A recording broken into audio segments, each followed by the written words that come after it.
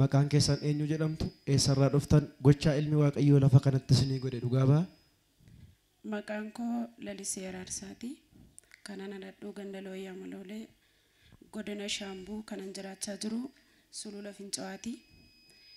Kanan dhugaa ba'u waaqayyoo gatii gurguddaaf oolmaa guddaa lafa kanatti naaf hojjete. Isa keessaa garuu muraasa fuula saba waaqayyoo kanatti oolmaa waaqayyoo muraasa isaanii madhee kanan yaadu caba lapheen qaban ture. Wanta tokko lafaa kaasee baay'ee isaa saba kanaaf fakkeenya kan ta'u kanan dubbadhu. Dinnicha kiiloo 2 baadhee deemsa daqiiqaa 10 deemuu hin danda'u. Nyaatallee nyaadhee amma gadinaa bu'utti gana afurri koo isheedhe ol naan ba'u.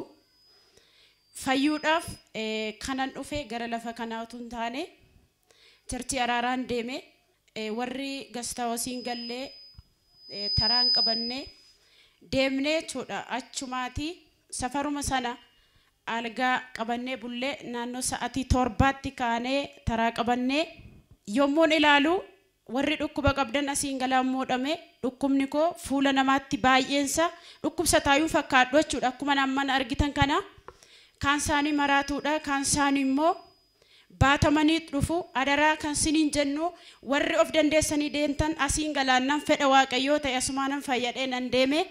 Garuu dhaqee dhugaadhaa ofuma koon kadhadhee raajiin harki isaaniillee nu bira ga'uu hin dandeenye sagalee mannuu kadhatanii yaa waaqayyoo gwaddanyaan koo tokko na duukaartii gara biyyaa dhuftee jechuudha. Boqonnaa amaaf maatii biraa asii gaa'ilaa dhaabbatteerti.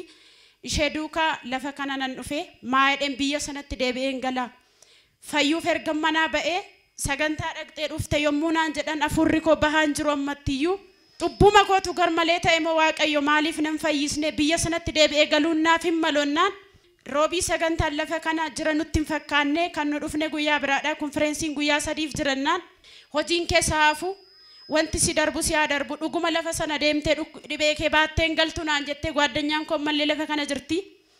Jimaatuma jalqaba yommuu dhufnee fundura kana teenye jechuudha. Macaafa Iyyoob boqonnaa 8 lakkoofsa 6-7 irraa yommuu raajiin asii dubbatan keessa kootii wal dha'ee olis nan jenne garuu waa tokko na hammaatee lafatti naqa takkaa nan tufe. Si'uma sana warri gee afuura baafachuu nan jalqabe nan fayyee deebi'ee dhugaa ba'uudhaaf wanta duran hojjenne maalan hojjedha waaqayyo nan jedhee daa'ima ishee nan baadhee kanaanis teekii of hin goone fayyeera jedhee dhugaan ba'u daddafeen waa hojjechuun qabadhee lafa kanatti yommuu faarfatan faarfatu akka kootte jechuudha. Akka keessaniif hin beeku lafa kanatti namni na caalaa utaalee faarfate jira natti hin fakkaatu. Dhugaa baatii kana fuutee gallaan sitti deebi'uu danda'a. Dhugaa ba'i jette isheenis wanta akka hiriyaatti nattaasa'aa turte wanta maatii ishee jireenya ishee quunnamaa jiru harkarra kaa'anii atilleen sababamtaa mana kee kan galuuf jedhu waa biraadha. Angaru ayyaanaan nan gala waraantoo biraa sirra jira waraanticha sirraan buqqisannaan utuu kan koon dhugaan ba'iin waaqayyo ijaaf ijatti lafa kana dhufee miillaan lafarra deemeen hojjetana jechisiisan akka koottan keessan hin beeku. Utuu kan koo dhugaan ba'iin kan shina tuttuqee na guutennaan lafa sanatti nan jilbeeffadhe dibanni koo kun gooftaan jedhe. Lafa kanatti wanti afuura fakkaatee haasa'amaa jirus adda bahaa jira. Ayyaana koos adda naa baasi.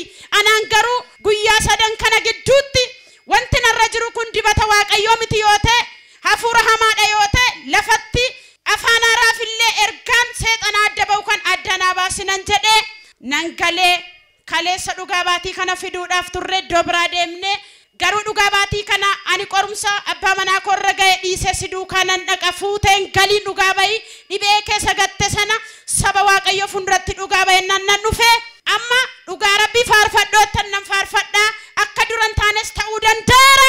Yesuusiif toonni harka keessa walitti buusaa gooftaa galateeffadhaa fi meeqoo isa dura dhibee lapheedhaan yeroo ammamii rakkatte mana yaalaan dhanne manni yaalaa maal siin jedhe? Dhibeen koo mana yaalaa yommuu naqu hafuuruma garmalee yommuu nakutu waraansa kana yeroof sirraa dhaabuu danda'anii marfee 2-3 wal duukaa hanga 10tti illee na akkamu waraansuma sirraa dhaabadhu yommuu tan mana fincaaniitti ba'ee ofii koon taa'in nama 3 qabame afurri koo takkaallee naan ba'u ture. Garuu garuma mana dhogeessaa nageessu lapheen inni dhiibamu yaa obboleetti harka waaqayyo eeggadhu naan jedhu kaan isaanii zayitii dibataa faanaa dibu ogeessa ta'anii utuu jiranii harkaan si qabuu hin dandeenyu nu harkatti yoo duute itti gaafatamaa isaa namni fudhatu hin jiru naan jedhu. garuu baay'ee kan na dhibbisee hiriyaa kottis maatii kottis kanani naasofne ogeessi tokko akkas naan jedhe yommuu na dhidhiibee jechuudha ati utuu cabalaphee kanarraan fayyiin utuu gaa'ela dhaabbattee daa'ima baachuu hin dandeessu naan jedhee dhugaasaa dubbachuuf si umanni na dhibe sana marsaan maanistireeshinii koo dorraa kaatee ji'a 3 maatii kootti naasofne akka wareegaatti har'amoo borduuti na eegu malee fayyiti namni naan jedhu sin jiru garuu namatti mul'atiin malee dhugaa afuuran baafadhu boqochuu hin danda'u tabba asiif as gidduu ba'uu hin danda'u garuu fuula waaqayyoo kana hergan dhufee mana kanatti waaqayyoo na fayyisee daa'ima sheer kan qabdeen beektu anumatu baata cheek of gochuuf malee daa'ima baachuu dadhabdee miti ani fayyeera warri fayyuu kootti gammaddan naa ililchadhaa fuula waaqayyoo Wantoonni harkicha walitti buusaa gooftaa galateeffadhaa ergaa biraan qabdu yoo ta'e bara baraan fayyaa ergaa biraa kanan jedhoo jiraate warri akkuma koo amantanii fayyitan